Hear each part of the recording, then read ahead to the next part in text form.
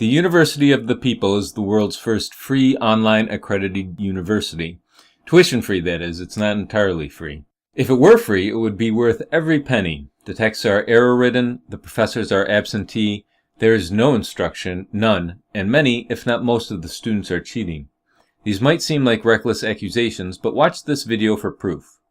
The first class that you take is all about indoctrinating you with the idea that if you are unable to fulfill the roles of student, tutor, and be your own professor, it's because you are unwilling to take responsibility for your education.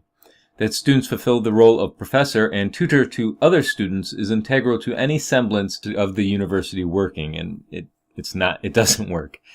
And so the first and most fatal failing of the University of the People is that there is no instruction, none, only recommended reading with the promise of a test at the end of it all. For example, the first week's assignment for Math 1201 College Algebra, a course with no prerequisites, no instruction, is 94 pages and 294 math problems. Again, that's in the first week. Let's see how long it takes to scroll through this, let alone actually do the assignments. And of course, this is in addition to the learning journal, peer review, form assignment, and whatever assignments you have in your other classes. The fact that there is no instruction from the professors means you are overly reliant on the text, and the texts are broken. In the text for Math 1201 College Algebra, Pre-Calculus, the errors begin on page 4 and continue throughout the book. If you want to check your answers for those 294 math problems, good luck, because some of the answers and explanations are simply missing. The other texts don't fare much better. Let's take a look at Think Python 2, the book for CS1 101 Programming Fundamentals. The editing for this book was essentially crowdsourced, and the contributing editors have all been acknowledged. Let's take a look at the roll call. It's 5 pages long. Do you trust this text to be your primary source of learning? Do you trust the professors who didn't bother to check or correct the texts? Do you trust the tests based on these books? You shouldn't, because like the books and the assignments therein, the tests at the University of the People are broken too. The tests routinely feature questions on topics that haven't yet been covered in the required reading. They occasionally include questions that are simply broken. The correct answer isn't counted as such. For example, in University 1001 Online Education Strategies, questions about the starbursting technique and 5 whys appear on the midterm prior to the concepts being covered in the reading. These questions would adversely affect your grade. You would not be able to obtain the grade you deserved as a result of the faults here at University of the People. On a quiz regarding SMART criteria, the correct answer is provided as A, specific, measurable, attainable, relevant, time-bound, but is not scored as correct. Fortunately, the instructor, Vita Martin, was reactive and ensured that I received the grade I deserved despite the failings of the test. Other professors were not as responsive. For example, in CS1 101 Programming Fundamentals, I brought to the attention of David McGinnis that the concept of floor divisor and many other vocabulary terms and concepts are tested on the quizzes before being covered in the reading. His response: operators and operands are covered on page 12, chapter 2, section 5. Is he correct? Let's look at the reading. Again, this is the text with 5 pages worth of correction acknowledgments. Yes, some operands are covered in chapter 2, but floor divisor and much of the vocabulary from the quiz isn't covered until later chapters. Floor divisor doesn't appear until chapter 5.